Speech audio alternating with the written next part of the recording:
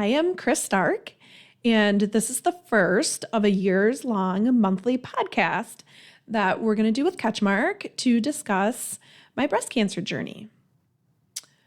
At the age of 30 years old, December of 2007, with 2 young children at home, Bryce was 6 and Brooke was 4, I found a lump in my breast.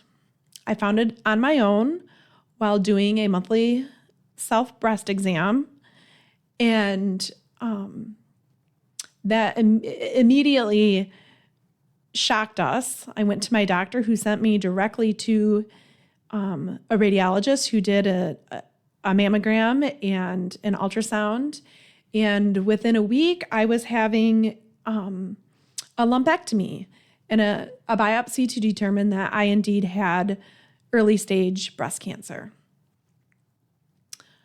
The next couple months was filled with chemotherapy, several surgeries, a double mastectomy, all while raising my kids and working. And after about a year of all of that, things got back to normal. We started to have breast cancer checkups with my oncologist every 3 months. After a year, those moved to every 6 months.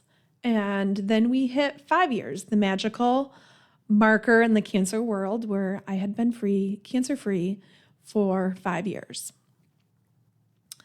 After that, the next couple of years just got busier and busier as the kids got older and were involved in lots of things that kept us busy. I had a career, and life was so busy that there were times I think all of us would agree that sometimes we forgot I even had breast cancer. That was until October of 2016. At this time, Bryce was in high school and Brooke was in middle school. I was 39 years old, and my breast cancer came back. It came back as stage 4, terminal metastatic breast cancer. It was in my left lung. It was wrapped around my heart, down my chest wall. And at the time, I was very active. I was an active runner. I was exercising on a regular basis. And I had no idea that cancer was invading so much of my body. I didn't have any breathing symptoms. Like I said, I was running just fine. I actually had a urinary tract infection that wouldn't clear up. And after being referred to a urologist and having some CTs of my kidneys done, that was when the radiologist found that I had masses in my lung that looked like it was probably the breast cancer returning. So I gathered my troops and we went to U of M. I had a lung biopsy done there, and I'll never forget the day sitting in Dr. Hayes' office while he looked at me and said, "You have terminal breast cancer. You have 2 to 5 years to live. This will kill you."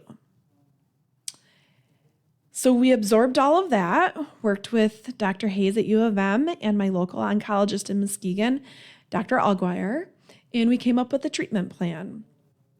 And I was blessed enough that for 4.5 years, that treatment plan worked amazingly for me.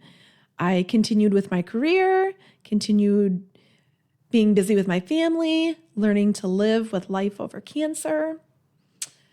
And since then, we've had a lot of changes. I've had a huge bucket list, and a lot of those items on the bucket list have been checked. We'll talk about that in future podcasts. We're also going to get into the nitty-gritty of what it's like to live with cancer, what it's like to know that your mortality is right in front of you. We're going to talk about what it's like planning ahead for those milestones in your children's lives that you may not be here for. We're going to talk about my church family and my faith and what God is trying to teach me during the storm that I could learn from the calm of the shore. We're going to talk about the 8 different drugs that I've been on in the last 8 years fighting breast cancer. We're going to talk about clinical trials and how time-consuming they are and how great they are. We're going to bring special guests in to discuss what it's like for my friends and family to live with somebody that they know has a terminal illness. So stay tuned and keep watching.